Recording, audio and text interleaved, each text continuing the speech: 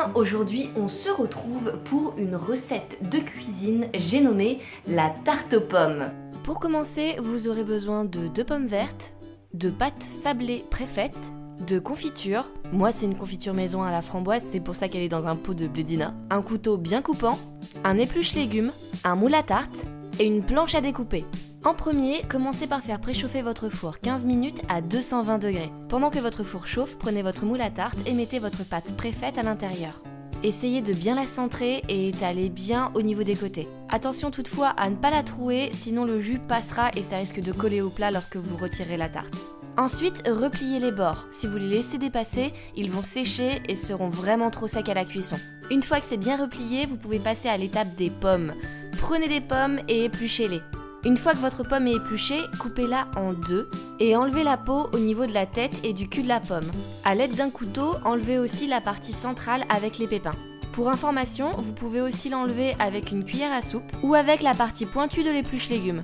Dans tous les cas, si vous n'êtes pas sûr de vous et que vous êtes un peu jeune, je vous conseille de demander l'aide d'un adulte. Ça vous évitera de vous couper les doigts. Maintenant que votre demi-pomme est toute nue, coupez des tranches assez fines. Plus les tranches seront fines, plus elles cuiront vite. Essayez de faire des tranches bien homogènes pour qu'elles puissent toutes avoir la même cuisson.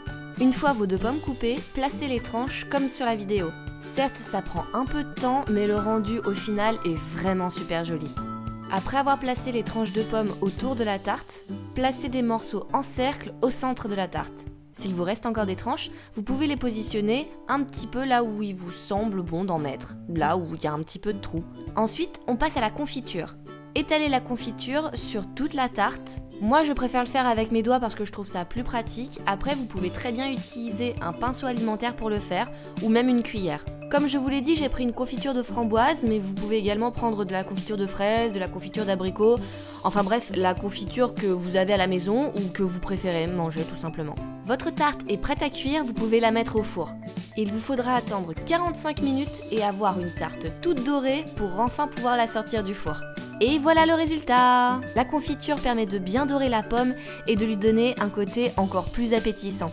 En plus de ça, ça permet de sucrer sans rajouter du sucre vu que la confiture est déjà sucrée.